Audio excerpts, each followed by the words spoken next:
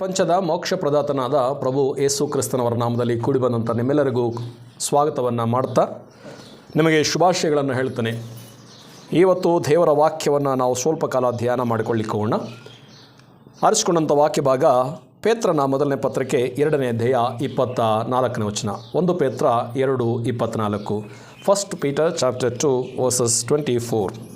ನಾವು ಪಾಪದ ಪಾಲಿಗೆ ಸತ್ತು ನೀತಿವಂತರಾಗಿ ಜೀವಿಸುವಂತೆ ಆತನು ನಮ್ಮ ಪಾಪಗಳನ್ನು ತಾನೇ ತನ್ನ ದೇಹದಲ್ಲಿ ಹೊತ್ತುಕೊಂಡು ಮರಣದ ಕಂಬವನ್ನು ಹೇರಿದನು. ಆತನ ಬಾಸುಂಡೆಗಳಿಂದ ನಿಮಗೆ ಗುಣವಾಯಿತು. ಆಮೇನ್. ದೇವರ ನಾಮಕ್ಕೆ ಸ್ತೋತ್ರ ಉಂಟಾಗಲಿ. ವಾಕ್ಯವನ್ನು ಓದಿದಂಥ ಸಹೋದರಿಗೆ ಧನ್ಯವಾದ. ದೇವರು ನಿಮ್ಮನ್ನು ಆಶೀರ್ವಾದ ಮಾಡಲಿ. ಪ್ರೀತಿಯ ದೇವಚಂದ್ರೇ, ಈ ಭೂಲೋಕದಲ್ಲಿ ಹುಟ್ಟುವಂತಹ ಮನುಷ್ಯ ಒಂದಲ್ಲ ಒಂದು ದಿನ ಸಾಯಲೇಬೇಕು. ಹೀಗೆ ಮನುಷ್ಯನ ಜನ್ಮ ಉಚಿತ, ಸಾವು ಖಚಿತ ಎಂಬುದಾಗಿ ಲೋಕದಲ್ಲಿ ಜನ ಹೇಳಿಕೊಳ್ತಾರೆ. ಕರ್ತನಾದ ಯೇಸು ಕ್ರಿಸ್ತನವರು ಈ ಭೂಲೋಕದಲ್ಲಿ ವಾಕ್ಯವಾಗಿದ್ದಂಥವನು ಶರೀರಧಾರಿಯಾಗಿ ಬರ್ತಾರೆ. ಕನ್ಯಾ ಮರಿಯಮ್ಮನವರ ಗರ್ಭದಲ್ಲಿ ಜನಿಸಿ ಬಂದು 33.5 ವರ್ಷಗಳ ಕಾಲ ಈ ಲೋಕದಲ್ಲಿ ಜೀವಿಸ್ತಾರೆ.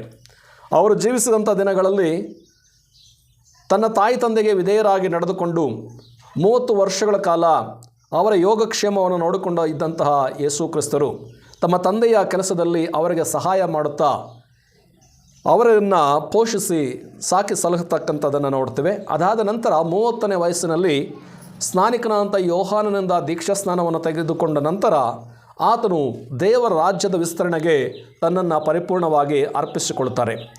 ಹೀಗೆ 3.5 ವರ್ಷಗಳಲ್ಲಿ ಆತನು ಪರಲೋಕ ರಾಜ್ಯದ ಸುವಾರ್ತೆಯನ್ನು ಸಾರಿ ಹೇಳುತ್ತಾ ಅನೇಕರನ್ನು ತನ್ನ ಶಿಷ್ಯರನ್ನಾಗಿ ಮಾಡಿಕೊಂಡು ಈ ಲೋಕದಲ್ಲಿ ಬಂಧನಗಳಲ್ಲಿ ಕಟ್ಟಲ್ಪಟ್ಟಿರತಕ್ಕಂಥವರಿಗೆ, ಪಾಪಗಳಲ್ಲಿ ಅಪರಾಧಗಳಲ್ಲಿ ಸೈತಾನನ ಕಟ್ಟುಗಳಲ್ಲಿದ್ದಂಥವರಿಗೆ ಬಿಡುಗಡೆಯನ್ನು ಕೊಡುತ್ತಾ, ಸ್ವಸ್ಥತೆ ಮಾಡುತ್ತಾ, ಸಹಾಯವನ್ನು ಉಪಕಾರಗಳನ್ನು ಮಾಡುತ್ತಾ ದೇವರ ರಾಜ್ಯದ ಸುವಾರ್ತೆಯನ್ನು ಸಾರಿ ಹೇಳಿ ಅವರು ಪ್ರಖ್ಯಾತಿಯನ್ನು ಹೊಂದಿಕೊಳ್ತಾ ಇದ್ದಂತಹ ದಿನಗಳಲ್ಲಿ ಮಹಾಯಾಜಕರು, ಶಾಸ್ತ್ರಿಗಳು, ಫರಿಸಾಯರು ಆತನ ಮೇಲೆ ಹೊಟ್ಟೆ ಕಿಚ್ಚುಪಟ್ಟು ಈತನನ್ನು ಹೇಗಾದರೂ ಮಾಡಿ ಮುಗಿಸಿಬಿಡಬೇಕು, ಇಲ್ಲದೆ ಹೋದರೆ ಈತನ ಪ್ರಾಬಲ್ಯ ದಿನೇ ದಿನ ಹೆಚ್ಚಾಗ್ತಾ ಇದೆ, ಈತನು ಪ್ರಸಿದ್ಧನಾಗಿಬಿಡ್ತಾನೆ ಎಂಬುದಾಗಿ ಹೇಳಿ ಆತನ ಮೇಲೆ ತಪ್ಪನ್ನು ಹುಡುಕ್ತಾ ಬರ್ತಾರೆ.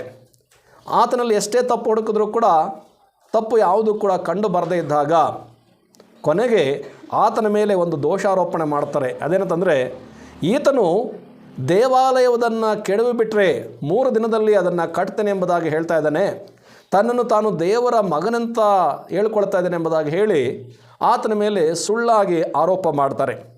ಪ್ರೀತಿಯ ದೇವಜನರೇ, ಹೀಗೆ ಪಾಪವೇ ಇಲ್ಲದೇ ಇರತಕ್ಕಂತಹ ಯೇಸು ಕ್ರಿಸ್ತನನ್ನು, ಪರಿಶುದ್ಧನನ್ನು ಶಿಲುಬೆಗೆ ಒಪ್ಪಿಸಿಕೊಡ್ತಾರೆ. ರೋಮ್ ಸರ್ಕಾರದ ಒಂದು ಶಿಕ್ಷೆಗಳಲ್ಲಿ ಈ ಶಿಲುಬೆಯ ಶಿಕ್ಷೆ ಅತಿ ಘೋರವಾದದ್ದು, ಅಮಾನುಷ್ಯವಾದಂಥ ಶಿಕ್ಷೆ. ಕೇವಲ 3 ಮಳೆಗಳ ಆಧಾರದಿಂದ ಒಬ್ಬ ಮನುಷ್ಯ ಆಕಾಶಕ್ಕೂ ಮತ್ತು ಭೂಮಿಯ ನಡುವೆ ತೂಗು ಹಾಕಲ್ಪಡಬೇಕು. ದೇಶದ್ರೋಹಿಗಳಿಗೆ, ಕಳ್ಳರಿಗೆ, ಡಕಾಯಿತರಿಗೆ ಕೊಡ್ತಾ ಇದ್ದಂತಹ ಅಂತಹ ಘೋರವಾದಂಥ ಶಿಕ್ಷೆಯನ್ನು ಯಾವುದೇ ಪಾಪ ಮಾಡದೇ ಇರತಕ್ಕಂತಹ ಯೇಸು ಕ್ರಿಸ್ತನಿಗೆ ಕೊಟ್ಟರು. ಇದೆಲ್ಲ ಯಾಕಾಯಿತು ಎಂಬುದಾಗಿ ಹೇಳುವಾಗ ಆತನ ಕುರಿತು ಮೊದಲೇ ಹೀಗೆ ನಡೆಯಬೇಕು ಎಂಬುದನ್ನು ಲೇಖನಗಳು ಹೇಳುತ್ತಾ ಇದ್ದವು. ಹೀಗೆ ಲೇಖನಗಳ ನೆರವೇರಿಕೆಗೋಸ್ಕರ ಯೇಸು ಕ್ರಿಸ್ತರು ಆ ಕಲ್ವಾರಿ ಶಿಲುಬೆಯ ಮೇಲೆ ಆತನು ಬಲಿಯಾಗಬೇಕಾಯಿತು. ಪ್ರೀತಿಯ ದೇವಜನರೇ, ಈ ಸಮಯದಲ್ಲಿ ಶಿಲುಬೆಯ ಮೇಲೆ ಮಾತ್ರವೇ ಯಾಕೆ ಎಂಬುದಾಗಿ ನಾವು ದೇವರ ವಾಕ್ಯವನ್ನು ಧ್ಯಾನಿಸೋಣ. ಯೇಸು ಕ್ರಿಸ್ತನನ್ನು ಶಿಲುಬೆಯ ಮೇಲೆ ಮಾತ್ರವೇ ಯಾಕೆ ಸಾಯಿಸಿದರು? ಆತನನ್ನು ಕೊಲ್ಲುವುದಕ್ಕೆ ಬೇರೆ ವಿಧಾನಗಳಿರಬಹುದಾಗಿತ್ತು. ಯಾಕೆ ಈ ಯೇಸುವನ್ನು ಶಿಲುಬೆಗೆ ಮೇಲೇ ಹಾಕಿದರು ಎಂಬುದಾಗಿ ನಾವು ಸ್ವಲ್ಪ ಕಾಲ ಆಲೋಚನೆ ಮಾಡುವುದಾದರೆ, ಪ್ರೀತಿಯ ದೇವಚಂದ್ರೇ, ಶಿಲುಬೆಯ ಸಾವು ಅತಿ ದುರಂತವಾದದ್ದು, ಅತಿ ಘೋರವಾದದ್ದು. ಗಮನಿಸ್ರಿ, ಯಾವುದೋ ತಪ್ಪು ಮಾಡಿರ್ತಕ್ಕಂಥವನನ್ನು, ದೇಶದ್ರೋಹ ಮಾಡಿರ್ತಕ್ಕಂಥವನನ್ನು, ಆ ಒಂದು ಶಿಕ್ಷೆಗೆ ಪಾತ್ರನಾದಂಥವನನ್ನು ಅಂಥ ಶಿಕ್ಷೆ ಕೊಟ್ಟು ಕೊಂದರೆ ನೋಡ್ತಕ್ಕಂಥ ಜನರಿಗೇನು ಅಷ್ಟಾಗಿ ದುಃಖ ಆಗುವುದಿಲ್ಲ. ಆದರೆ ಆ ಒಂದು ಶಿಕ್ಷೆಗೆ ಯೋಗ್ಯನಲ್ಲದೇ ಇರತಕ್ಕಂಥವನನ್ನು, ಒಳ್ಳೆಯವನನ್ನು, ಕೇವಲ ಒಳ್ಳೆಯವನು ಮಾತ್ರವಲ್ಲದೆ ಇತರರಿಗೂ ಕೂಡ ಒಳ್ಳೆಯದನ್ನು ಮಾಡಿದಂಥವನನ್ನು, ತನ್ನ ಜೀವಿತದಲ್ಲಿ ನನ್ನಲ್ಲಿ ಪಾಪವಿದೆ ಎಂಬುದಾಗಿ ತೋರಿಸಿಕೊಡುವಂಥವ್ರು ನಿಮ್ಮಲ್ಲಿ ಯಾರಿದ್ದಾರೆ, ಒಂದು ವೇಳೆ ಅಂಥವ್ರು ಯಾರಾದರೂ ಇದ್ದರೆ ನೀವು ಮುಂದೆ ಬನ್ನಿರಿ ಎಂಬುದಾಗಿ ಸವಾಲು ಹಾಕಿದಂತಹ ವ್ಯಕ್ತಿಯನ್ನು ಈಗ ನಿಷ್ಕಾರಣವಾಗಿ ಆ ಶಿಲುಬೆಯ ಮೇಲೆ ಒಪ್ಪಿಸಿಕೊಡ್ತಾ ಇದ್ದಾರೆ. ಆತನನ್ನು ಶಿಲುಬೆಗೆ ಹಾಕುವುದಕ್ಕೆ ಒಪ್ಪಿಸಿಕೊಟ್ರು. ಪಿಲಾತನು ಯೇಸು ಕ್ರಿಸ್ತನನ್ನು ಬಿಡಿಸುವುದಕ್ಕೆ ಅನೇಕ ಪ್ರಯತ್ನಗಳನ್ನು ಮಾಡ್ತಾನೆ. ಈತನಲ್ಲಿ ನಾನೇನೂ ಪಾಪ ಕಂಡು ಬರಲಿಲ್ಲ, ಅದರಿಂದ ಈತನನ್ನು ಒಡಿಸಿ ಬಿಟ್ಟು ಬಿಡ್ತೇನೆ ಎಂಬುದಾಗಿ ಹೇಳಿದಾಗ ಜನರು ಮಹಾಯಾಜಕರ ಪ್ರೇರೇಪಣೆಯಿಂದಾಗಿ ಅವರು ಕೂಗ್ತಾರೆ, ಆತನನ್ನು ಶಿಲುಬೆಗೆ ಹಾಕಿಸು, ಆತನನ್ನು ಶಿಲುಬೆಗೆ ಹಾಕಿಸು ಎಂಬುದಾಗಿ ಕಿರುಚುತ್ತಾರೆ. ಆಗ ಪಿಲಾತನು ತನ್ನ ಯತ್ನ ಏನು ನಡೆಯುವುದಿಲ್ಲ ಎಂಬುದಾಗಿ ಹೇಳಿ ಆತನು ನೀರನ್ನು ತರಿಸಿ ತನ್ನ ಕೈಗಳನ್ನು ತೊಳ್ಕೊಂಡು ಅವರಿಗೆ ಹೇಳ್ತಾನೆ, ಈ ಮನುಷ್ಯನನ್ನು ಶಿಲುಬೆಗೆ ಹಾಕಿಸುವಂಥದ್ರಲ್ಲಿ ನಾನು ದೋಷಿಯಲ್ಲ ಎಂಬುದಾಗಿ ಹೇಳಿ ಆತನ ಕೈ ತೊಳ್ಕೊಂಡ್ಬಿಡ್ತಾನೆ. ಆಗ ಜನರೆಲ್ಲರೂ ಹೇಳ್ತಾರೆ, ಆತನ ರಕ್ತದ ಅಪರಾಧಕ್ಕೆ ನಾವು ನಮ್ಮ ಮಕ್ಕಳು ಹೊಣೆಗಾರರಾಗ್ತೇವೆ ಎಂಬುದಾಗಿ. ಹೀಗೆ ಆ ಪಿಲಾತನಿಗೆ ಯೇಸು ಕ್ರಿಸ್ತನಲ್ಲಿ ದೋಷ ಕಂಡು ಬರದೇ ಇದ್ದರೂ ಕೂಡ ಜನರ ಒತ್ತಾಯದ ನಿಮಿತ್ತವಾಗಿ ಆತನನ್ನು ಶಿಲುಬೆಗೆ ಹಾಕಲಿಕ್ಕೆ ಆತನು ಅಪ್ಪಣೆ ಕೊಡ್ತಾನೆ, ತೀರ್ಪು ಕೊಡ್ತಾನೆ. ಹೀಗೆ ಯೇಸು ಕ್ರಿಸ್ತನು ನಿಷ್ಕಾರುಣವಾಗಿ ಅಥವಾ ಆತನು ತಪ್ಪಿತಸ್ಥನಾಗಿ ತಪ್ಪಿಲ್ಲದವನನ್ನು ಈ ಶಿಲುಬೆಗೆ ಒಪ್ಪಿಸಿಕೊಡ್ತಾರೆ. ಗಮನಿಸ್ರಿ. ಇನ್ನು ಯಾಕೆ ಶಿಲುಬೆಯ ಮೇಲೆಯೇ ಹಾಕಿದರು ಎಂಬುದನ್ನು ನಾವು ಆಲೋಚನೆ ಮಾಡುವಾಗ, ಪ್ರೀತಿಯ ದೇವಜನರೇ, ಹಳೆ ಒಡಂಬಡಿಕೆಯ ಭಾಗವನ್ನು ನಾವು ಓದಿ ಧ್ಯಾನ ಮಾಡಬೇಕಾಗುತ್ತದೆ. ಅರಣ್ಯಕಾಂಡ ಪುಸ್ತಕ 21ನೇ ಅಧ್ಯಾಯ ವಚನ 8 ಹಾಗೂ 9 ಓದಿಕೊಳ್ಳೋಣ. ಹಳೆಯ ಒಡಂಬಡಿಕೆಯಲ್ಲಿ ಅರಣ್ಯಕಾಂಡ 21ನೇ ಅಧ್ಯಾಯ ಅದರ ವಚನ 8 ಹಾಗೂ 9. The book of Numbers chapter 21 verse 8 and 9. ಮೋಶೆ ಜನರಿಗೋಸ್ಕರ ಪ್ರಾರ್ಥಿಸಲಾಗಿ ಯೆಹೋವನು ಅವನಿಗೆ, ನೀನು ತಾಮ್ರದಿಂದ ವಿಷಸರ್ಪದ ಆಕಾರವನ್ನು ಮಾಡಿಸಿ ಧ್ವಜಸ್ತಂಭದ ಮೇಲೆ ಎತ್ತಿ ನಿಲ್ಲಿಸಬೇಕು. ಸರ್ಪಗಳಿಂದ ಗಾಯಪಟ್ಟವರು ಅದನ್ನು ನೋಡಿ ಬದುಕಿಕೊಳ್ಳುವರು ಎಂದು ಆಜ್ಞಾಪಿಸಿದನು. ಆದ ಕಾರಣ ಮೋಶೆ ತಾಮ್ರದಿಂದ ಸರ್ಪದ ಆಕಾರವನ್ನು ಮಾಡಿಸಿ ಧ್ವಜಸ್ತಂಭದ ಮೇಲೆ ಇಳಿಸಿದನು. ಸರ್ಪಗಳಿಂದ ಗಾಯಪಟ್ಟವರಲ್ಲಿ ಯಾರು ಆ ತಾಮ್ರದ ಸರ್ಪವನ್ನು ಲಕ್ಷ್ಯವಿಟ್ಟು ನೋಡಿದರೋ ಅವರೆಲ್ಲರೂ ಬದುಕಿಕೊಂಡರು. ಆಮೆನ್. ಪ್ರೀತಿಯ ದೇವಚಂದ್ರೇ, ಇಲ್ಲಿ ಇಸ್ರಾಯೇಲರು ಐಗುಪ್ತ ದೇಶದಿಂದ ಕಾನಾನ್ ದೇಶಕ್ಕೆ ನಡೆದುಕೊಂಡು ಪ್ರಯಾಣ ಮಾಡ್ತಾ ಇದ್ದಂಥ ಸಂದರ್ಭದಲ್ಲಿ ಮೋಶೆಗೆ ವಿರೋಧವಾಗಿ, ದೇವರಿಗೆ ವಿರೋಧವಾಗಿ ಇಸ್ರಾಯೇಲರು ಗುಣಗುಡ್ತಾರೆ. ಅವರು ಏನು ಹೇಳ್ತಾರೆ ಅಂತಂದರೆ, ನೀವು ನಮ್ಮನ್ನು ಈ ಮರಳು ಕಾಡಿನಲ್ಲಿ ಕೊಲ್ಲಬೇಕೆಂದು ಐಗುಪ್ತ ದೇಶದಿಂದ ಕರ್ಕೊಂಡು ಬಂದಿರೋ, ಇಲ್ಲಿ ಆಹಾರವೂ ಇಲ್ಲ, ನೀರೂ ಇಲ್ಲ, ಈ ನಿಸ್ಸಾರವಾದ ಆಹಾರವನ್ನು ತಿಂದು ತಿಂದು ನಮಗೆ ಬೇಸರವಾಯಿತು ಎಂಬುದಾಗಿ ಹೇಳ್ತಿದ್ದಾರೆ. ಗಮನಿಸ್ರಿ. ನೀವು ನಮ್ಮನ್ನು ಐಗುಪ್ತ ದೇಶದಿಂದ ಕರ್ಕೊಂಡು ಬಂದದಕ್ಕೆ ಕೊಲ್ಲೋದಕ್ಕೆ ನಮಗೆ ಈ ನಿಸ್ಸಾರವಾದಂಥ ಆಹಾರ ತಿಂದು ತಿಂದು ಬೇಸರ ಆಗಿಬಿಟ್ಟಿದೆ, ಇಲ್ಲಿ ನಮಗೆ ಆಹಾರ ಇಲ್ಲ, ನೀರು ಇಲ್ಲ ಎಂಬುದಾಗಿ ಮೋಶೆಗೆ ಮತ್ತು ದೇವರಿಗೆ ವಿರೋಧವಾಗಿ ಗುಣಗುಡ್ತಾ ಇದ್ದಾರೆ, ತಿರುಗಿ ಬೀಳ್ತಾ ಇದ್ದಾರೆ. ಮತ್ತು ಅವರು ಹೇಳ್ತಾ ಇದ್ದಾರೆ, ನಮಗೆ ಈ ಆಹಾರವನ್ನು ತಿಂದು ತಿಂದು ಬೇಸರವಾಯಿತು ಎಂಬುದಾಗಿ. ಗಮನಿಸಿ, 6 ಲಕ್ಷಕ್ಕಿಂತಲೂ ಅಧಿಕವಾಗಿರ್ತಕ್ಕಂಥ ಜನರಿಗೆ 40 ವರ್ಷ ಕಾಡಿನಲ್ಲಿ ಆಹಾರವನ್ನು ಪೂರೈಸಬೇಕು ಅಂತಂದರೆ ಅದು ಸುಲಭದ ಮಾತಲ್ಲ. ಅದಕ್ಕೋಸ್ಕರವೇ ದೇವರು ಅವರಿಗೆ ವಿಶೇಷವಾದಂಥ ಆಹಾರವನ್ನು ಪ್ರತಿ ದಿವಸವೂ ಕೂಡ ಕೊಡ್ತಾಯಿದ್ರು. ಅದು ಕೊತ್ತಂಬರಿ ಕಾಳಿನಂತಿದ್ದಂಥ ಮನ್ನವೆಂಬುವ ಆಹಾರ. ಅವರು ಅದನ್ನು ತಿನ್ನುವುದಕ್ಕೆ ಪ್ರತಿ ದಿವಸವೂ ಕೂಡ ಕೂಡಿಸ್ಕೊಳ್ಬೇಕಾಗಿತ್ತು. ಹೀಗೆ ವಿಭಿನ್ನವಾಗಿ ವಿಶಿಷ್ಟವಾದಂಥ ರೀತಿಯಲ್ಲಿ ದೇವರು ಅವರಿಗೆ ಒದಗಿಸ್ತಾ ಬಂದರೆ ಇವರು ಅದನ್ನು ತಿಂದು ತಿಂದು ನಮಗೀಗ ಬೇಸರವಾಗಿಬಿಟ್ಟಿದೆ ಅಂತ ಹೇಳ್ತಾ ಇದ್ದಾರೆ. ಆಗ ದೇವರು ಇವರ ಮೊಂಡತನವನ್ನು, ಇವರ ಅವಿಧೇಯತೆಯನ್ನು ನೋಡಿ ಅವರು ಏನು ಮಾಡ್ತಾ ಇದ್ದಾರೆ ದೇವರು ಅಂತಂದರೆ, 6ನೇ ವಚನದಲ್ಲಿ, ಅದಕ್ಕೆ ಯೆಹೋವನು ಉರಿಮಂಡಲಗಳನ್ನು ಜನರೊಳಗೆ ಬರಮಾಡಿದನು, ಅವು ಜನರನ್ನು ಕಚ್ಚಿದ್ದರಿಂದ ಬಹು ಜನ ಸತ್ತು ಹೋದರು. ಯಾವಾಗ ಈ ಇಸ್ರಾಯೇಲ್ ಪ್ರಜೆಗಳು ದೇವರಿಗೆ ವಿರೋಧವಾಗಿ, ಮೋಶೆ ಆರೋನರಿಗೆ ವಿರೋಧವಾಗಿ ಗುಣಗೊಟ್ಟಿದ್ರು, ಆಗ ದೇವರು ಏನು ಮಾಡ್ತಾರೆ, ಉರಿ ಮಂಡಲಗಳನ್ನು ಕಳಿಸ್ತಾರಂತೆ. ಆ ಉರಿ ಮಂಡಲಗಳು ಕಚ್ಚಿದ್ರಿಂದ ಬಹು ಜನರು ಸತ್ತು ಹೋದರು. ಯಾವಾಗ ಒಬ್ಬರಿಂದ ಒಬ್ಬರು ಸಾಯಲಿಕ್ಕೆ ಶುರು ಆಯಿತು, ಆಗ ಇಸ್ರಾಯೇಲರಿಗೆ ಭಯ ಬಂದುಬಿಡ್ತು. ಭಯ ಬಂದವ್ರು ಏನು ಹೇಳ್ತಾರೆ ನೋಡ್ರಿ, 7ನೇ ವಚನದಲ್ಲಿ, ಆದದರಿಂದ ಜನರು ಮೋಶೆಯ ಬಳಿಗೆ ಬಂದು, ನಾವು ನಿನಗೂ ಯೆಹೋವನಿಗೂ ವಿರೋಧವಾಗಿ ಮಾತಾಡಿ ದೋಷಿಗಳಾದೆವು. ಈ ಸರ್ಪಗಳು ನಮ್ಮ ಬಳಿಯಿಂದ ತೊಲಗಿ ಹೋಗುವಂತೆ ನೀನು ಯೆಹೋವನಿಗೆ ಪ್ರಾರ್ಥನೆ ಮಾಡಬೇಕೆಂದು ಬೇಡಿಕೊಂಡ್ರು. ಯಾವಾಗ ಹೆಣದ ಮೇಲೆ ಹೆಣ ಬೀಳ್ತಾ ಬರ್ತಾಯಿತೋ ಇಸ್ರಾಯೇಲರಿಗೆ ಭಯ ಬಂದುಬಿಡ್ತು. ಓಹೋ, ಇದೇ ಥರ ಮುಂದುವರೆದ್ರೆ ನಾವು ಕೂಡ ನಾಶ ಆಗಿಬಿಡ್ತೇವೆ, ಸರ್ವನಾಶ ಆಗಿಬಿಡ್ತೇವೆ ಎಂಬುದಾಗಿ ಹೇಳಿ ಅವರು ಓಡಿ ಬಂದು ಮೋಶೆ ಹತ್ರ ಕೇಳ್ತಾಯಿದ್ದಾರೆ, ಅಯ್ಯ ಮೋಶೆ, ಈಗೋ ನಾವು ನಿನಗೂ ಯೆಹೋವನಿಗೂ ವಿರೋಧವಾಗಿ ಮಾತಾಡಿ ನಾವು ದೋಷಿಗಳಾಗ್ಬಿಟ್ಟಿದ್ದೀವಿ, ಆದ್ದರಿಂದ ನೀವೇನು ಮಾಡೋ, ನನಗೋಸ್ಕರ ದೇವರ ಹತ್ರ ಪ್ರಾರ್ಥನೆ ಮಾಡು ಎಂಬುದಾಗಿ ಕೇಳ್ತಾನೆ.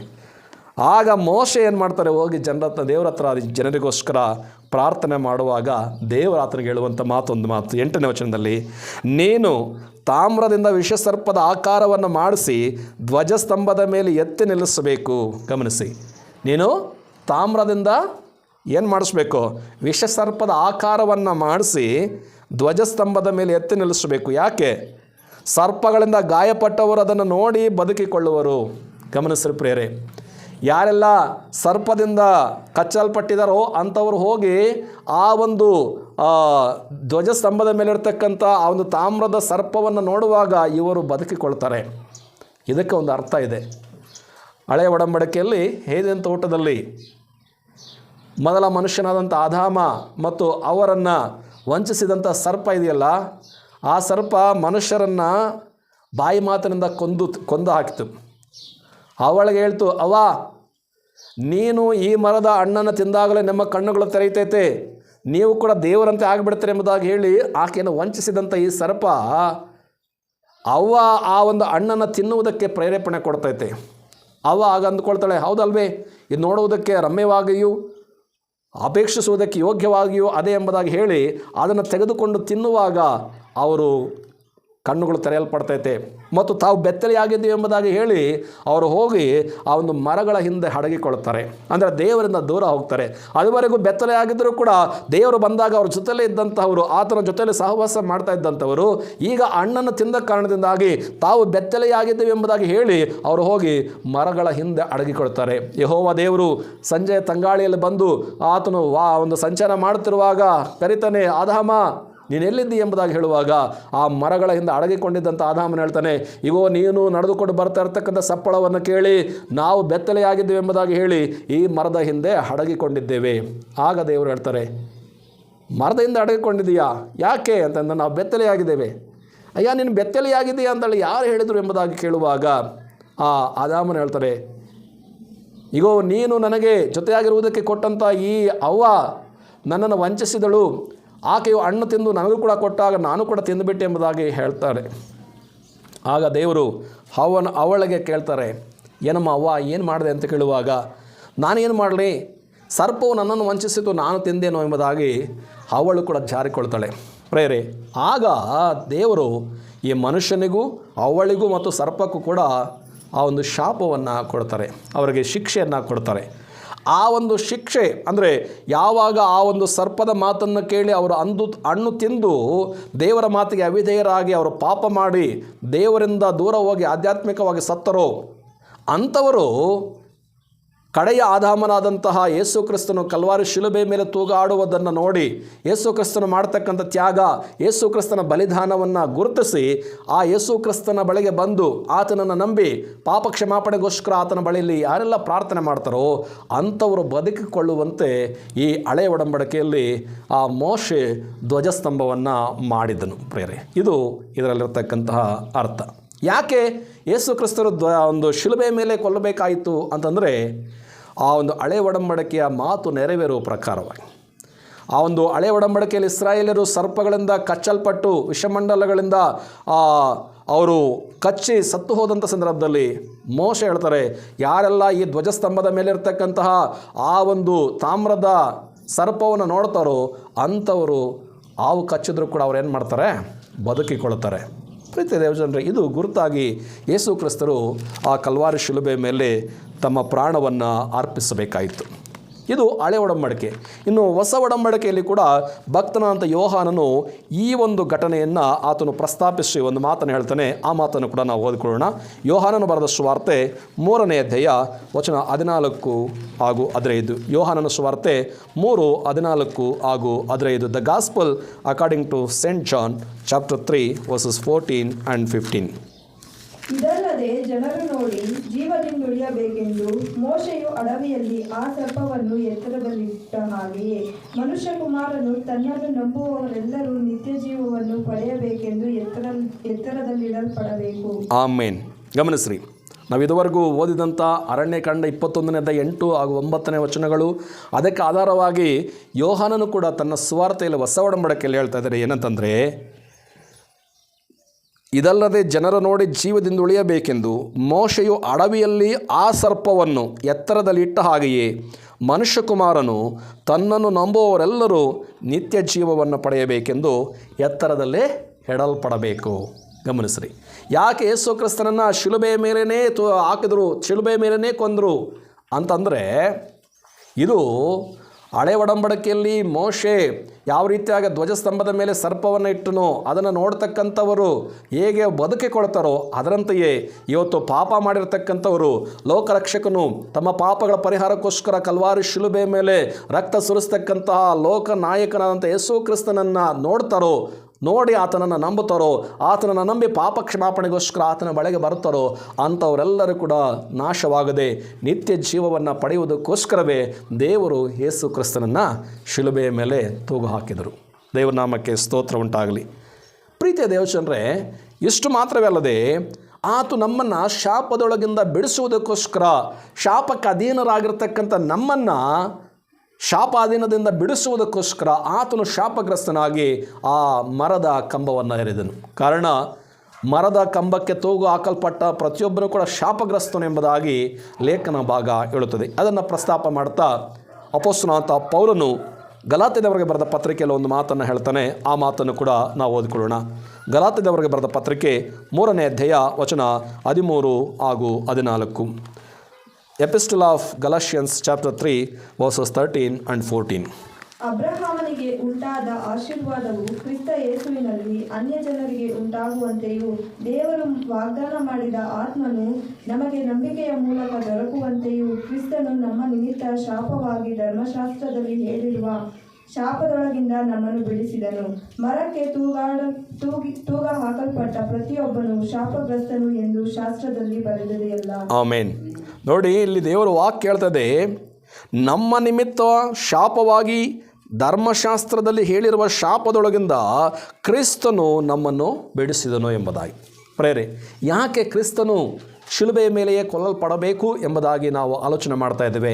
ಯಾಕಂತಂದರೆ ನಮ್ಮನ್ನು ಧರ್ಮಶಾಸ್ತ್ರದೊಳಗೆ ಹೇಳಲ್ಪಟ್ಟಂಥ ಶಾಪದಿಂದ ಬಿಡಿಸುವುದಕ್ಕೋಸ್ಕರ ಕ್ರಿಸ್ತನು ನಮಗೋಸ್ಕರ ಆತನೇನು ಮಾಡಲ್ಪಟ್ಟನು, ಶಿಲುಬೆಗೆ ತೂಗು ಹಾಕಲ್ಪಟ್ಟನು.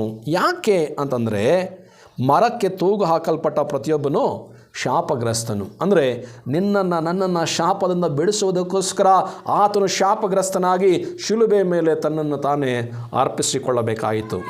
ಹೀಗೆ ಯೇಸು ಕ್ರಿಸ್ತನು ಶಿಲುಬೆ ಮೇಲೆ ತೂಗಾಡ್ತಾ ಆ ಉರಿ ಬಿಸಿಲಿನಲ್ಲಿ ಯಾತನೆಯನ್ನು, ಸಂಕಟವನ್ನು, ನೋವನ್ನು ಅನುಭವಿಸಿದನು ಪ್ರೇರೆ. ಅದಕ್ಕಿಂತ ಮೊದಲು ಆತನು ಇನ್ನೂ ಆ ಪಿಲಾತನ ಬಳಿಗೆ ಕರೆದುಕೊಂಡು ಹೋದಾಗ ಮತ್ತು ಆ ಪಿಲಾತನ ಬಳಿ ಆತನ ಮೇಲೆ ನ್ಯಾಯ ವಿಚಾರಣೆ ನಡೆಯುವಂಥ ಸಂದರ್ಭದಲ್ಲಿ ಅನೇಕರು ಆತನನ್ನು ಅವಮಾನ ಮಾಡ್ತಾಯಿದ್ರು, ಆತನನ್ನು ಗುದ್ದುತ್ತಾ ಇದ್ದರು, ಆತನ ಗಡ್ಡವನ್ನು ಕೀಳ್ತಾಯಿದ್ರು, ಆತನ ಮುಖದ ಮೇಲೆ ಉಗುಳಿದ್ರು ಪ್ರೇರೆ. ಕೊರಡೆಗಳಿಂದ ಒಂದು ಕಡಿಮೆ 40 ಚಾಟಿಯ ಏಟುಗಳನ್ನು ಆತನಿಗೆ ಹೊಡೆದರು. ಆಮೇಲೆ ಆತನನ್ನು ಆ ಒಂದು ಯೆರೂಸಲೇಮಿನ ದಾರಿಗಳ ಮೂಲಕವಾಗಿ ಆ ಭಾರವಾದಂಥ ಶಿಲುಬೆಯನ್ನು ಆತನ ಮೇಲೆ ಹೊರಿಸ್ತಾ ಆ ಒಂದು ಯೆರೂಸಲೇಮಿನ ಬೀದಿಗಳಲ್ಲಿ ಆತನನ್ನು ಎಳೆದುಕೊಂಡು ಹೋಗಲಾಯಿತು. ಹೀಗೆ ಘೋರವಾದಂಥ ಯಾತನೆಯನ್ನು ಅನುಭವಿಸಿದಂತಹ ಯೇಸು ಕ್ರಿಸ್ತನು ತಲೆ ಮೇಲೆ ಮುಳ್ಳಿನ ಕಿರೀಟ, ರಕ್ತ ಎಲ್ಲ ಹಾಗೆ ಸೋರ್ತಾ ಇದೆ, ಆದರೂ ಕೂಡ ಯಾತನೆಯನ್ನು ಪಡುತ್ತಾ ಆ ಒಂದು ಯೆರೂಸಲೇಮಿನ ದಾರಿಗಳ ಮೂಲಕ ತನ್ನ ಶಿಲುಬೆಯನ್ನು ಹೊತ್ತುಕೊಂಡು ದೂರದಲ್ಲಿದ್ದಂತಹ ಊರಿನ ಹೊರಗಡೆ ಇದ್ದಂತಹ ಗೋಲ್ಗೊತ್ತಾ ಅನ್ನುವಂತಹ ಬೆಟ್ಟಕ್ಕೆ ಆತನು ತನ್ನ ಶಿಲುಬೆಯನ್ನು ಹೊತ್ತುಕೊಂಡು ಹೋಗಬೇಕಾಯಿತು. ಹೀಗೆ ಆ ಯೇಸು ಕ್ರಿಸ್ತನ ಈ 3 ಮಳೆಗಳಿಂದ ಶಿಲುಬೆಯ ಮೇಲೆ ಆತನನ್ನು ಹೊಡೆದರು. ಆತನ ಅಕ್ಕಪಕ್ಕಗಳಲ್ಲಿ ಕೂಡ 2 ಶಿಲುಬೆಗಳಿದ್ದವು, ಬಲಗಡೆ ಒಂದು, ಎಡಗಡೆ ಒಂದು. ಆ ಒಂದು ಶಿಲುಬೆಗಳ ಮೇಲೆಯೂ ಕೂಡ ಆ 2 ಕಳ್ಳರನ್ನು ತೂಗು ಹಾಕಲ್ಪಟ್ಟರು. ಹೀಗೆ ತೂಗು ಹಾಕಲ್ಪಟ್ಟಂಥ 2 ದುಷ್ಕರ್ಮಿಗಳು ಅಥವಾ 2 ಕಳ್ಳರ ನಡುವೆ ಯೇಸು ಕ್ರಿಸ್ತನನ್ನು ಕೂಡ ತೂಗು ಹಾಕಿದರು. ಗಮನಿಸ್ರಿ, ಅಕ್ಕಪಕ್ಕದಲ್ಲಿರ್ತಕ್ಕಂಥವರು ದುಷ್ಕರ್ಮಿಗಳು, ಅವರು ಮಾಡಿರ್ತಕ್ಕಂಥ ಅಪರಾಧಕ್ಕೆ ತಕ್ಕ ಹಾಗೆ ಅವರು ಶಿಕ್ಷೆಯನ್ನು ಅನುಭವಿಸ್ತಾ ಇದ್ದಾರೆ, ಯಾತನೆಯನ್ನು ಅನುಭವಿಸ್ತಾ ಇದ್ದಾರೆ. ಆ ಒಂದು ಯಾತನೆಯನ್ನು ಅನುಭವಿಸ್ತಾ ಇದ್ದಕ್ಕಂತಹ ಆ ಒಂದು ದುಷ್ಕರ್ಮಿಗಳಲ್ಲಿ ಒಬ್ಬನು ಹೇಳ್ತಾನೆ, ನೀನು ದೇವರ ಮಗನಲ್ಲವೇ, ನಿನ್ನನ್ನು ರಕ್ಷಿಸಿಕೋ, ನಮ್ಮನ್ನು ಕೂಡ ರಕ್ಷಿಸು ಎಂಬುದಾಗಿ ಆತನು ಕೇಳ್ತಾನೆ. ಆದರೆ ಮತ್ತೊಬ್ಬ ದುಷ್ಕರ್ಮಿ, ಮತ್ತೊಬ್ಬ ಕಳ್ಳನ ಹೇಳ್ತಾನೆ, ಸುಮ್ಮನಿರು, ಮಾತಾಡಬೇಡ, ನಮಗೆ ಸರಿಯಾದ ದಂಡನೆಯನ್ನು ನಾವು ಅನುಭವಿಸ್ತಾ ಇದ್ದೇವೆ, ನಾವು ಮಾಡಿರ್ತಕ್ಕಂಥ ತಪ್ಪಿಗೆ ನಮ್ಮ ಅಪರಾಧಕ್ಕೆ ನಮಗೆ ಕೊಟ್ಟಿರ್ತಕ್ಕಂಥ ಶಿಕ್ಷೆ ಸರಿಯಾಗಿದೆ.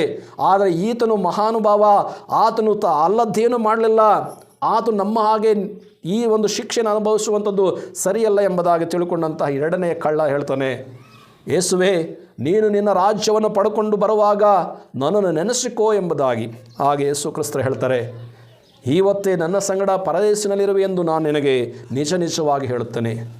ಪ್ರಿಯರೇ, ಹೌದು, ಯೇಸು ಕ್ರಿಸ್ತನನ್ನು ನೋಡುವಾಗ ಆತನು ದುರಂತವಾಗಿ ಸಾವನ್ನು ಅನುಭವಿಸ್ತಾ ಇದ್ದಾನೆ. ಯಾರಾದರೂ ತಪ್ಪು ಮಾಡಿ ಅಂತಹ ಒಂದು ದುರಂತವಾದಂಥ ಸಾವನ್ನು ಅನುಭವಿಸಿದ್ರೆ ಅದು ಅಷ್ಟೇನು ಗಣನೆಗೆ ಬರುವುದಿಲ್ಲ. ಆದರೆ ತಪ್ಪೇ ಮಾಡದೇ ಇರತಕ್ಕಂಥವನು ಆ ಒಂದು ಘೋರವಾದಂಥ ಯಾತನೆಯನ್ನು ಅನುಭವಿಸುವಾಗ ಅದನ್ನು ನೋಡ್ತಕ್ಕಂಥ ಎಂಥವ್ರಿಗಾದರೂ ಕೂಡ ಕರುಳು ಮೊರಗಬೇಕು. ಆದರೆ ಇಲ್ಲಿ ಕೆಲವರು ಇದ್ದಾರೆ, ಅಂತಹ ಯಾತನೆಯನ್ನು ಅನುಭವಿಸ್ತಾ ಇರ್ತಕ್ಕಂಥ ಆತನನ್ನು ನೋಡಿ ಕೂಡ ಗೇಲಿ ಮಾಡ್ತಾ ಇದ್ದಾರೆ. ನೀನು ದೇವರ ಮಗನಲ್ವಾ, ಇತರರನ್ನು ರಕ್ಷಿಸ್ತೀನಿ ಎಂಬುದಾಗಿ ಹೇಳಿದಲ್ವಾ, ನೀನು ರಕ್ಷಿಸಿಕೋ, ಶಿಲುಬೆಯಿಂದ ಇಳಿದು ಬಾ, ಆಗ ನಾವು ನಿಮ್ಮನ್ನು ನಂಬುತ್ತೇವೆ ಎಂಬುದಾಗಿ ಹೇಳ್ತಕ್ಕಂಥ ದುರುಳರು, ದುರ್ಮಾರ್ಗರು ಆ ದಿನದಲ್ಲಿ ಇದ್ದರು. ಯೇಸು ಕ್ರಿಸ್ತನು ತಪ್ಪಿಲ್ಲದವನಾಗಿ ಆ ಒಂದು ಯಾತ್ರೆಯನ್ನು ಅನುಭವಿಸ್ತಾ ಇದ್ದರೂ ಕೂಡ, ಅದನ್ನು ಕಣ್ಣಾರೆ ಅವರು ನೋಡ್ತಾ ಇದ್ದರೂ ಕೂಡ ಆತನ ಮೇಲೆ ಯಾವುದೇ ರೀತಿಯಂಥ ಗೌರವ ಇಲ್ಲದೇ ಇರತಕ್ಕಂಥ ದುರುಳರು ಆ ದಿನದಲ್ಲಿ ಇದ್ದರು. ಈ ದಿನದಲ್ಲಿ ಕೂಡ ಇದ್ದಾರೆ. ಯೇಸು ಕ್ರಿಸ್ತನಂತಂದರೆ ಕೇವಲವಾಗಿ ಮಾತಾಡುವಂಥವರು, ಯೇಸು ಕ್ರಿಸ್ತನನ್ನು ಅವಹೇಳನ ಮಾಡ್ತಕ್ಕಂಥವರು, ಯೇಸು ಕ್ರಿಸ್ತನ ಮೇಲೆ ಕೆಸರೆರಚತಕ್ಕಂಥ ಜನರು ಇವತ್ತು ಕೂಡ ಇದ್ದಾರೆ. ಅಂಥವರಿಗೆ ಬಂದಂಥ ಗತಿ ಏನಂತಂದರೆ ನಾಶನ. ಹಳೆಯ ಒಡಂಬಡಿಕೆಯಲ್ಲಿ ಯೇಸು ಕ್ರಿಸ್ತನನ್ನು ಶಿಲುಬೆಗೆ ಹಾಕುವಂಥದ್ದು ಬರೆಯಲ್ಪಟ್ಟಿತ್ತು. ಆ ಲೇಖನಗಳ ಪ್ರಕಾರವಾಗಿಯೇ ಆತನು ಶಿಲುಬೆಗೆ ಹಾಕಲ್ಪಟ್ಟನು. ತನ್ನ ಜೊತೆಯಲ್ಲಿದ್ದಂಥ ಆ ಕಳ್ಳನು ಶಿಲುಬೆಗೆ ಹಾಕಲ್ಪಡುವಾಗ ಆತನನ್ನು ದೂಷಿಸ್ತಾನೆ, ಆತನನ್ನು ಅಪಹಾಸ್ಯ ಮಾಡ್ತಾನೆ, ಆತನು ನಿತ್ಯವಂತ ನಾಶಕ್ಕೆ ಹೊರಟೋದನು. ಆದರೆ ಅಂತಹ ಯಾತ್ರೆಯನ್ನು ಕಂಡಂತಹ ಮತ್ತೊಬ್ಬ ಕಳ್ಳನು ಮನಪರಿವರ್ತನೆಯಾಗಿ ಯೇಸು ಕ್ರಿಸ್ತನ ಬಳಿಗೆ, ಅಯ್ಯ, ನೀನು ನಿನ್ನ ರಾಜ್ಯವನ್ನು ಪಡ್ಕೊಂಡು ಬರುವಾಗ ನನ್ನ ನೆನಪು ಮಾಡಿಕೊ ಎಂಬುದಾಗಿ ಹೇಳಿದಂಥ ಒಂದೇ ಒಂದು ಮಾತಿನಿಂದಾಗಿ ಆತನು ಯೇಸು ಕ್ರಿಸ್ತನ ಜೊತೆಯಲ್ಲಿ ಪರದೈಸಿಗೆ ಹೋಗಲಿಕ್ಕೆ ಅವಕಾಶವನ್ನು ಪಡ್ಕೊಂಡನು. ಈ ಮಾತುಗಳನ್ನು ಕೇಳಿಸಿಕೊಳ್ತಾ ಇರತಕ್ಕಂಥ ಪ್ರೀತಿಯ ಸಹೋದರನೇ, ಸಹೋದರಿ, ಯೇಸು ಕ್ರಿಸ್ತನ ಯಾವುದೋ ಒಂದು ಧರ್ಮವನ್ನು, ಜಾತಿ, ಮತವನ್ನು ಸ್ಥಾಪನೆ ಮಾಡಲಿಕ್ಕೆ ಬಂದಂಥವನಲ್ಲ. ಯೇಸು ಕ್ರಿಸ್ತನು ಬಂದದ್ದು ಪರಲೋಕ ರಾಜ್ಯಕ್ಕೆ ಮಾರ್ಗವನ್ನು ತೋರಿಸುವುದಕ್ಕೆ. ಯೇಸು ಕ್ರಿಸ್ತರು ಹೇಳ್ತಾರೆ, ನಾನೇ ಮಾರ್ಗವು, ನಾನೇ ಸತ್ಯವು, ನಾನೇ ಜೀವವು, ನನ್ನ ಮೂಲಕವಾಗಿ ಹೊರತು ಯಾರೂ ತಂದೆಯ ಬಳಿಗೆ ಬರುವುದಿಲ್ಲ ಎಂಬುದಾಗಿ. ಹಾಗಾದರೆ ಯೇಸು ಕ್ರಿಸ್ತನು ಶಿಲುಬೆಯ ಮೇಲೆ ಅತಿ ಘೋರವಾಗಿ ಹಿಂಸೆಯನ್ನು, ಯಾತನೆಯನ್ನು, ಅವಮಾನವನ್ನು ಪಟ್ಟು ತನ್ನ ರಕ್ತವನ್ನು ಸುರಿಸಿ ಆತನು ತನ್ನ ಪ್ರಾಣವನ್ನು ಅರ್ಪಿಸಿದರು. ಅನೇಕರು ಅಂದುಕೊಂಡ್ರು ಮುಗಿದೋಯ್ತು ಯೇಸುವಿನ ಕತೆ, ಕ್ರಿಸ್ತನ ಕಥೆಯಲ್ಲಿ ಮುಗಿದೋಯ್ತು ಎಂಬುದಾಗಿ, ಆತನ ಪ್ರಾಣ ಹೊರಟೋಯ್ತು ಎಂಬುದಾಗಿ ಅಂದ್ಕೊಂಡ್ರು. ಇಲ್ಲ ಪ್ರೇರೆ, ಪ್ರಾಣ ಹೋದಾಗ ಆತನ ಕಥೆಯಲ್ಲಿಗೆ ಮುಗಿಲಿಲ್ಲ. 1 ದಿವಸ ಆಯಿತು, 2 ದಿವಸ ಆಯಿತು, 3ನೇ ದಿವಸದಲ್ಲಿ ಆತನ ಸಮಾಧಿಯೊಳಗಿಂದ ಪುನರುತ್ಥಾನನಾಗಿ, ಮೃತ್ಯುಂಜಯನಾಗಿ, ಮರಣವನ್ನು ಗೆದ್ದಂಥವನಾಗಿ ಎದ್ದು ಬಂದಿದ್ದಾನೆ. ಆತನು ಮರಣವನ್ನು, ಲೋಕವನ್ನು, ಪಾಪವನ್ನು, ಶಾಪವನ್ನು, ಸೈತಾನನ ಸಕಲ ಬಲವನ್ನು ಮುರಿದು 3ನೇ ದಿನದಲ್ಲಿ ಮೃತ್ಯುಂಜಯನಾಗಿ ಎದ್ದು ಬಂದನು. ಯಾವಾಗ ಈ ಪುನರುತ್ಥಾನದಂಥ ಯೇಸು ಕ್ರಿಸ್ತನು ತನ್ನ ಶಿಷ್ಯರಿಗೆ ಕಾಣಿಸಿಕೊಂಡು ಅವರ ಜೊತೆಯಲ್ಲಿ 40 ದಿವಸಗಳ ಕಾಲ ಇದ್ದು ನಂತರ ಪರಲೋಕಕ್ಕೆ ಹೇರಿ ಹೋಗಿ ತಂದೆಯ ಬಳಗಡೆಯಲ್ಲಿ ಕುಳಿತುಕೊಂಡು ಅವರಿಗೋಸ್ಕರ ವಿಜ್ಞಾಪನೆಗಳನ್ನು, ತನ್ನನ್ನು ನಂಬುವಂಥವರಿಗೋಸ್ಕರ ಪ್ರಾರ್ಥನೆಗಳನ್ನು, ಯಾಚನೆಗಳನ್ನು ಮಾಡುವಂಥವನಾಗಿದ್ದಾನೆ. ಪ್ರೀತಿಯ ಸಹೋದರನೇ, ಸಹೋದರಿ, ಯೇಸು ಕ್ರಿಸ್ತನು ಸತ್ತದ್ದು ನಿಜವೇ. ಆದರೆ ಯೇಸು ಕ್ರಿಸ್ತನನ್ನು ಸಮಾಧಿಯಲ್ಲಿಟ್ಟರು. 3ನೇ ದಿನದಲ್ಲಿ ಆತನು ಮೃತ್ಯುಂಜಯನಾಗಿ ಎದ್ದು ಬಂದಿದ್ದಾನೆ. ಇವತ್ತು ಯೇಸುವಿನ ಪುನರುತ್ಥಾನದ ಶಕ್ತಿ ಬಲವಾಗಿದೆ. ಆತನನ್ನು ನಂಬಿ ತನ್ನ ಬಳಿಗೆ ಬರತಕ್ಕಂಥವರೆಲ್ಲರಿಗೂ ಕೂಡ ಆತನ ರಕ್ಷಣೆಯನ್ನು ಕೊಡುವುದಕ್ಕೆ ಆತನು ಯೋಗ್ಯನಾಗಿದ್ದಾನೆ. ಈ ಮಾತುಗಳನ್ನು ಕೇಳಿಸಿಕೊಳ್ತಾ ಇರತಕ್ಕಂಥ ಸಹೋದರನೇ, ಸಹೋದರಿ, ಯೇಸು ಕ್ರಿಸ್ತನು ಸತ್ತು ಸಮಾಧಿ ಮಾಡಲ್ಪಟ್ಟನು, ಮೃತ್ಯುಂಜಯನಾಗಿ ಎದ್ದು ಬಂದಿದ್ದಾನೆ. ಆತನು ಇವತ್ತು ಕೂಡ ಜೀವಿಸ್ತಾ ಇದ್ದಾನೆ. ಆತನ ಬಳಿಗೆ ಬರತಕ್ಕಂಥವರನ್ನು ರಕ್ಷಿಸುವುದಕ್ಕೆ ಯಾವಾಗಲೂ ಕೂಡ ಆತನು ಬದುಕುವಂಥವನು. ಈ ರಕ್ಷಣೆ ನಿನಗೆ ಬೇಕಾ? ಈ ಪಾಪ ಕ್ಷಮಾಪಣೆ ನಿನಗೆ ಬೇಕಾ? ಯೇಸು ಕ್ರಿಸ್ತನ ಬಳಿಗೆ ಬನ್ನಿರಿ. 2ನೇ ಕಳ್ಳನವನು ಯೇಸು ಕ್ರಿಸ್ತನನ್ನು ಯಾವ ರೀತಿಯಾಗಿ ಸ್ವೀಕಾರ ಮಾಡಿಕೊಂಡನೋ ಆ ರೀತಿಯಾಗಿ ಮನಃಪರಿವರ್ತನೆಯಾಗಿ ಸ್ವೀಕಾರ ಮಾಡಿಕೊಳ್ಳುವುದಾದರೆ ನಿಮಗೆ ರಕ್ಷಣೆ ಅನ್ನುವಂಥದ್ದು ಸಿಗ್ತೈತೆ. ಒಂದು ವೇಳೆ 1ನೇ ಕಳ್ಳನಂತೆ ಯೇಸು ಕ್ರಿಸ್ತನನ್ನು ಅಪಹಾಸ್ಯ ಮಾಡಿ, ಆತನನ್ನು ಗೇಲಿ ಮಾಡಿ, ಆತನು ಕೊಡ್ತಕ್ಕಂಥ ಬೆಲೆಯುಳ್ಳ ರಕ್ಷಣೆಯನ್ನು ನಾವು ನಿರ್ಲಕ್ಷ್ಯ ಮಾಡಿದ್ರೆ ಬರ್ತಕ್ಕಂಥ ದೇವರ ಉಗ್ರತೆಯಿಂದ, ದೇವರ ಕೋಪದಿಂದ ತಪ್ಪಿಸಿಕೊಳ್ಳುವುದಕ್ಕೆ ಯಾವುದೇ ಮಾರ್ಗ ಇರುವುದಿಲ್ಲ. ಆದ ಕಾರಣ ಯಾಕೆ ಯೇಸು ಕ್ರಿಸ್ತನ ಮರಣ ಆ ಶಿಲುಬೆಯ ಮೇಲೆ ಅಂತ ಹೇಳುವುದಾದರೆ, ಹಳೆ ಒಡಂಬಡಿಕೆಯಲ್ಲಿ ಹೇಳಲ್ಪಟ್ಟಂಥ ವಾಕ್ಯಗಳು ನೆರವೇರುವುದಕ್ಕೋಸ್ಕರ, ನಮ್ಮನ್ನು ಶಾಪದಿಂದ ಬಿಡಿಸುವುದಕ್ಕೋಸ್ಕರ ಶಾಪಗ್ರಸ್ತನಾದಂಥ ಯೇಸು ಕ್ರಿಸ್ತನು ಶಾಪವೇ ಇಲ್ಲದವನು ನಮಗೋಸ್ಕರ ಶಾಪಗ್ರಸ್ತನಾಗಿ ನಮ್ಮನ್ನು ಶಾಪದಿಂದ ಬಿಡುಗಡೆ ಮಾಡುವುದಕ್ಕೋಸ್ಕರವೇ ಕ್ರಿಸ್ತನು ಸತ್ತನು. ಆತನು ಸತ್ತದ್ದು ಮಾತ್ರವಲ್ಲ, ಸಮಾಧಿಯಿಂದ ಎದ್ದು ಬಂದಿದ್ದಾನೆ. ಅದು ಜಯದ ಜೀವಿತ. ಕ್ರಿಸ್ತನು ಶಿಲುಬೆಯ ಮೇಲೆ ತೂಗಾಡುವಾಗ ಆತನು ನಿಶ್ಶಕ್ತನಾಗಿದ್ದನು. ಆತನ ಕತೆ ಮುಗಿದೋಯ್ತು ಎಂಬುದಾಗಿ ಎಲ್ಲರೂ ಅಂದುಕೊಂಡಿರುವಾಗ ಆತನು ಸತ್ತು ಸಮಾಧಿಯಿಂದ ಎದ್ದು ಬರೋದ್ರ ಮೂಲಕ ಆತನ ಶಕ್ತಿ ಏನೆಂಬುದಾಗಿ ತೋರಿಸಿಕೊಟ್ಟಿದ್ದಾನೆ. ಇವತ್ತು ಕೂಡ ಪ್ರಪಂಚದಾದ್ಯಂತ ಇರುವ ಜನರ ಸಂಖ್ಯೆಯನ್ನು ನೋಡುವಾಗ ಅವರಲ್ಲಿ ಹೆಚ್ಚಿನ ಜನರು ಯೇಸು ಕ್ರಿಸ್ತನನ್ನೇ ನಂಬಿರತಕ್ಕಂಥವರು, ಯೇಸು ಕ್ರಿಸ್ತನನ್ನೇ ಆರಾಧನೆ ಮಾಡುವಂಥವರಾಗಿದ್ದಾರೆ. ಆದ ಕಾರಣ ಪ್ರೀತಿಯ ದೇವಜನರೇ, ಯೇಸು ಕ್ರಿಸ್ತರು ಸಾಮಾನ್ಯವಾದಂಥವರಲ್ಲ. ಯೇಸು ಕ್ರಿಸ್ತರ ಪುನರುತ್ಥಾನದ ಶಕ್ತಿ ಅದು ಇನ್ನೂ ಕೂಡ ಇದೆ. ಆತನು ತನ್ನ ಬಳಿಗೆ ಬರತಕ್ಕಂಥವರನ್ನು ರಕ್ಷಣೆ ಮಾಡುವುದಕ್ಕೆ ಆತನು ಇವತ್ತು ಕೂಡ ಬದುಕಿದ್ದಾನೆ. ತನ್ನ ಬಳಿಗೆ ಬರತಕ್ಕಂಥವರನ್ನು ಆತನು ರಕ್ಷಿಸುವುದಕ್ಕೆ ಆತನು ಶಕ್ತನಾಗಿದ್ದಾನೆ. ಹೌದು, ಕ್ರಿಸ್ತನು ಶ್ರಮೆಯನ್ನು ಅನುಭವಿಸಿದ್ದು, ಕ್ರಿಸ್ತ ನಮಗಾಗಿ ಹಿಂಸೆಯನ್ನು, ಬಾಧೆಯನ್ನು, ಅವಮಾನವನ್ನು ತಾಳಿಕೊಂಡದ್ದು ನಿಜವೇ. ಆದರೆ ಮರಣದ ಮೂಲಕ, ಪುನರುತ್ಥಾನದ ಮೂಲಕ ಆತನು ಮರಣದ ಬಲವನ್ನು ಸೋಲಿಸಿ ಆತನು ವಿಜಯನಾಗಿ ಎದ್ದು ಬಂದಿದ್ದಾನೆ. ಆದ ಕಾರಣ ಇವತ್ತು ಯಾರೆಲ್ಲ ಯೇಸು ಕ್ರಿಸ್ತನ ಬಳಿಗೆ ಬರ್ತಾರೋ ಅಂಥವರಿಗೆ ಆತನು ರಕ್ಷಣೆಯನ್ನು ಕೊಡುತ್ತಾನೆ. ಇನ್ನೂ ಕೂಡ ಇಷ್ಟೆಲ್ಲ ಆದರೂ ಕೂಡ ಯೇಸುವಿನ ವಿಷಯವಾಗಿ ಅವಹೇಳನ ಮಾಡಿಕೊಂಡು, ಗೇಲಿ ಮಾಡಿಕೊಂಡು ಬದುಕ್ತಾ ಇದ್ದರೆ ಸತ್ತು ಯಾವತ್ತಾದರೂ ಒಂದು ದಿವಸ ಆತನ ಮುಂದೆ ನಿಂತುಕೊಳ್ಳಲೇಬೇಕು. ಆಗ ಹೇಳ್ತಾನೆ, ನಾನು ಭೂಲೋಕದಲ್ಲಿ ನಿನಗೆ ಬದಲಾವಣೆ ಆಗುವುದಕ್ಕೆ ಎಷ್ಟು ಅವಕಾಶಗಳನ್ನು ಕೊಟ್ಟೆ, ನೀನು ಎಲ್ಲವನ್ನು ತಿರಸ್ಕರಿಸಿದ ಕಾರಣದಿಂದಾಗಿ ನಿನಗೆ ನೇಮಕವಾಗಿರ್ತಕ್ಕಂಥ ನಿತ್ಯ ನರಕಾಗ್ನಿಗೆ ಹೋಗಲೇಬೇಕು ಎಂಬುದಾಗಿ ಆತನು ತೀರ್ಪು ಕೊಡ್ತಾನೆ. ಆ ತೀರ್ಪನ್ನು ನೀನು ಹೊಂದಿಕೊಳ್ಳದೇ ಇರಬೇಕಂತಂದರೆ ಆತನು ಕೊಡ್ತಕ್ಕಂಥ ರಕ್ಷಣೆಯನ್ನು, ಮೋಕ್ಷವನ್ನು, ನಿತ್ಯ ಜೀವವನ್ನು ಪಡ್ಕೊಳ್ಳೋಕೆ ಸಹೋದರನೇ, ಸಹೋದರಿ, ನೀನು ಆತನ ಬಳಿಗೆ ಬರಬೇಕೆಂಬುದಾಗಿ ಕೇಳ್ಕೊಳ್ತಾ ಈ ಮಾತುಗಳನ್ನು ಮುಕ್ತಾಯ ಮಾಡ್ತಾ ಇದ್ದೇನೆ. ಬನ್ನಿರಿ ಪ್ರಾರ್ಥನೆ ಮಾಡೋಣ. ತಂದೆಯಾದ ದೇವರೇ, ನಿಮ್ಮ ಮಗನು, ನಮ್ಮ ರಕ್ಷಕನಾದ ಯೇಸು ಕ್ರಿಸ್ತನವರ ಮುಖಾಂತರ ನಾವು ನಿಮ್ಮನ್ನು ಸ್ತುತಿಸ್ತೇವೆ, ನಿಮ್ಮ ನಾಮವನ್ನು ಕೊಂಡಾಡ್ತೇವೆ. ಯೇಸು ಕ್ರಿಸ್ತನ ಮರಣ ಶಿಲುಬೆಯ ಮೇಲೆಯೇ ಯಾಕೆ ಎಂಬುವಂಥ ಈ ಅಂಶದ ಮೇಲೆ ಇದುವರೆಗೂ ಸ್ವಲ್ಪ ವಿಷಯಗಳನ್ನು ನಾವು ಮಾತಾಡಿಕೊಳ್ಳೋದಕ್ಕೆ ನಮಗೆ ಸಹಾಯವನ್ನು ಕೊಟ್ಟಿದ್ದೀರಿ. ಅದಕ್ಕಾಗಿ ಸ್ತೋತ್ರ ಮಾಡ್ತಾ, ಹೇಳಲ್ಪಟ್ಟಂಥ ವಾಕ್ಯಗಳು ನಮ್ಮ ಜೀವಿತಗಳಲ್ಲಿ ಕಾರ್ಯ ಮಾಡಲಿ. ಇದನ್ನು ಕೇಳಿಸಿಕೊಂಡಂಥ ನಿಮ್ಮ ಮಕ್ಕಳು ಯೇಸು ಕ್ರಿಸ್ತರ ಅಮೂಲ್ಯವಾದಂತಹ ತ್ಯಾಗ, ಆತನ ಬಲಿದಾನ, ಆತನ ಮರಣ, ಆತನ ಪುನರುತ್ಥಾನದಲ್ಲಿರ್ತಕ್ಕಂಥ ಶಕ್ತಿಯನ್ನು ಗ್ರಹಿಸಿಕೊಳ್ಳುವಂಥವರಾಗಿ, ಮರಕ್ಕೆ ತೂಗಾಕಲ್ಪಟ್ಟ ಪ್ರತಿಯೊಬ್ಬನೂ ಕೂಡ ಶಾಪಗ್ರಸ್ತನು. ಯಾವ ರೀತಿಯಾಗಿ ಮೋಶೆ ಧ್ವಜಸ್ತಂಭದ ಮೇಲೆ ತಾಮ್ರದ ಆಕಾರವನ್ನಿಟ್ಟನು, ಅದನ್ನು ನೋಡುವಂಥವರೆಲ್ಲರೂ ಕೂಡ ಬದುಕಿಕೊಂಡರು. ಅದರಂತೆ ಯೇಸು ಕ್ರಿಸ್ತನು ಕೂಡ ಇಬ್ಬರು ಕಳ್ಳರ ನಡುವೆ ಆತನು ಊರ ಹೊರಗಡೆ ಎತ್ತರವಾದ ಸ್ಥಳದಲ್ಲಿ ಶಿಲುಬೆ ಮೇಲೆ ತೂಗ ಹಾಕಲ್ಪಟ್ಟನು. ಈಗ ಆತನನ್ನು ದೃಷ್ಟಿಸಿ ನೋಡುವಂಥವರು, ಆತನ ಬಳಿಗೆ ಬಂದು ಪಾಪ ಕ್ಷಮಾಪಣೆಗೋಸ್ಕರ ಬೇಡಿಕೊಳ್ಳುವಂಥವರೆಲ್ಲರಿಗೂ ಕೂಡ ಆತನು ರಕ್ಷಣೆಯನ್ನು ಕೊಡುವಂಥವನಾಗಿದ್ದಾನೆ. ಈ ಸತ್ಯವನ್ನು ಗ್ರಹಿಸಿಕೊಳ್ಳಲಿಕ್ಕೆ ದೇವರೇ ನೀವು ನಮ್ಮೆಲ್ಲರಿಗೂ ಸಹಾಯ ಮಾಡಪ್ಪ. ಪವಿತ್ರಾತ್ಮನೇ, ವಾಕ್ಯಗಳನ್ನು ಕೇಳಿಸಿಕೊಂಡಂತೆ ನಿಮ್ಮ ಮಕ್ಕಳ ಹೃದಯದಲ್ಲಿ ನೀವು ಕಾರ್ಯ ಮಾಡಿರಿ.